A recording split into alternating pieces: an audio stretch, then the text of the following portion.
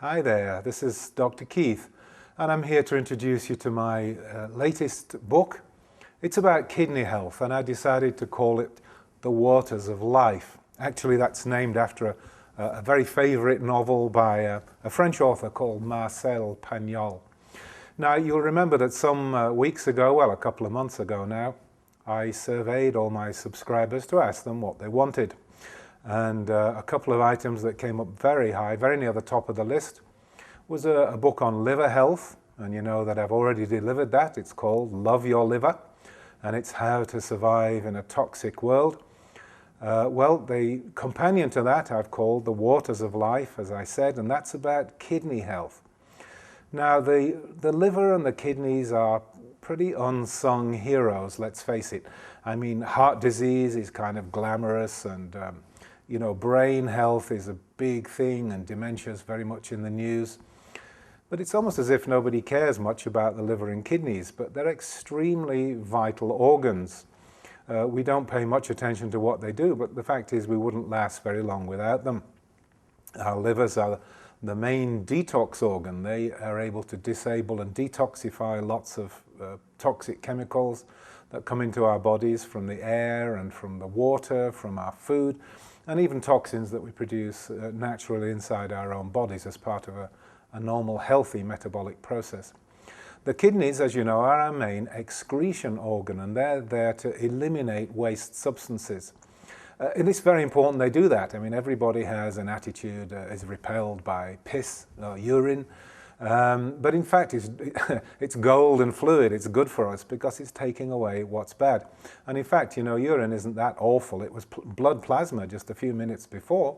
All that's happened is the blood plasma has gone into the kidney filtration units, the good stuff reabsorbed and the bad stuff left in the kidneys to eventually be evacuated through the bladder.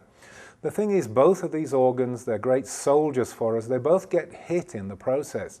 This is why I put them together as a pair, actually, and I'm releasing the kidney book and liver book together because they very much make a pair. And all the toxins that they disable for us and eliminate for us actually hit these organs.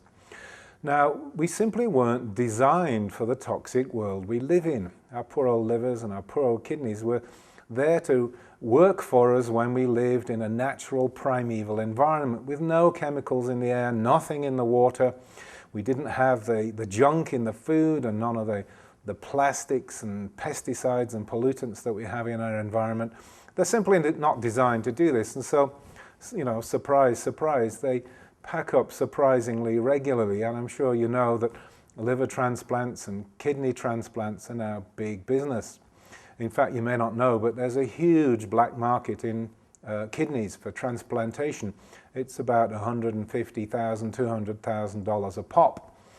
Why do you think that is? Well, the answer is pretty obvious if you think just for a moment. And that's because supply does not equal the demand.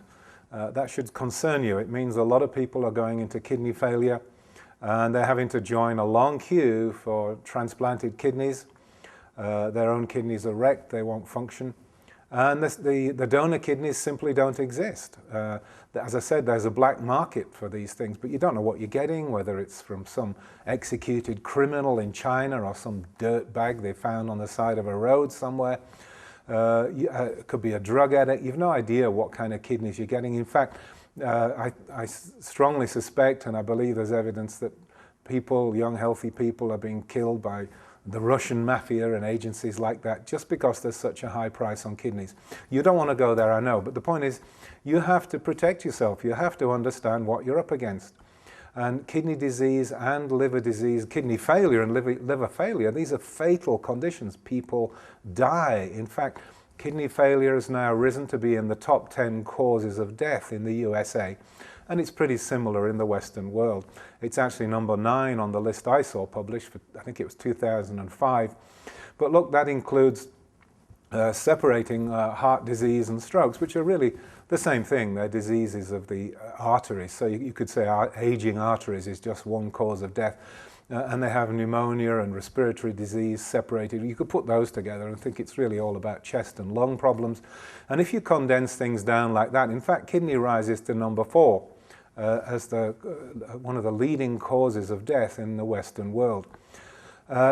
Ignorance kills you. That's the number one cause of death is not on that list of causes. It's not on the top 10, but it precedes all those causes, and that's ignorance. People die of ignorance. So you need to know more about your kidneys and how to look after them. You probably think that's all the kidneys do is just excrete waste products in this smelly stuff called urine. Actually, they're much more clever than that. They are balancing the pH in our bodies. They work to correct too much acidity and too much alkalinity. They also secrete important hormones, for example, hormones to do with blood pressure. They're able to retain fluid or excrete fluid as we need it, so they do fluid balance. You probably don't know, but kidneys produce a very active form of vitamin D, and it's very important to us, called calcitrol. And last but not least, they secrete another hormone, erythropoietin, a very complicated Greek-type name. But that's very important for the generation of red blood cells. So all around, the kidneys are terrifically valuable to us, and you need to take care of them. Well, that's what my ebook's about. I've given you, as usual, a comprehensive survey of what's up to the minute, really cutting-edge knowledge about how to protect your kidneys. And it includes conventional ideas as well as alternatives such as herbal medicines. I've also featured my own work. From the 80s and 90s, I was amongst a small band of pioneers, half a dozen or so of us around the world, who were looking into food allergy, food toxicity, chemical pollution and so on. And we were able to treat successfully a number of kidney conditions, particularly an important condition called nephrotic syndrome. That's where the kidneys are inflamed and leaking. Well, you probably know, having read some of my work, that it's all about reducing inflammation, getting rid of inflammatory foods, inflammatory chemicals, and you can settle that down so that the immune system recovers and the kidneys themselves will recover. So in fact, nephrotic syndrome is a very reversible, very treatable condition. I've not given much time to kidney cancer. It's only about 2% of all cancers, but of course, to be complete, I have covered that to make sure you understand what the risk factors are. And another very important section on kidney stones. And again, you know, in my writings, I'm full of surprises, things that you always believed was some way different, and most people tell you it's different, but in fact, they're wrong. It's been standard advice for decades to avoid calcium and eat a low calcium diet if you've got kidney stones.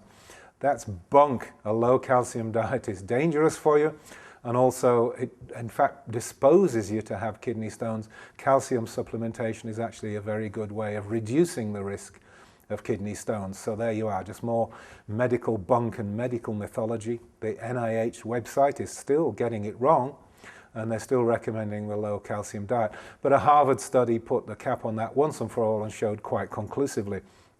They did a large study with thousands of men and showed that the risk of a kidney stone was reduced by 2/3 if people had adequate calcium levels and calcium supplementation in their diet. Okay, well, I can't explain the whole book here. You wouldn't expect me to. Let me just tell you, it's to my usual standard. It's entertaining. There's even a whiff of humor, but it's absolutely jam-packed with information that you need to keep your kidneys healthy and to live a long time. You do not want a kidney transplant, trust me. You do not want dialysis, trust me. You want to keep your kidneys good and healthy and flourishing, and that's what this book is about. Get yourself a copy now, read it a couple of times and make sure you know what you're doing, and then implement all that applies to you. And let's face it, that's most of it. Okay, thank you very much.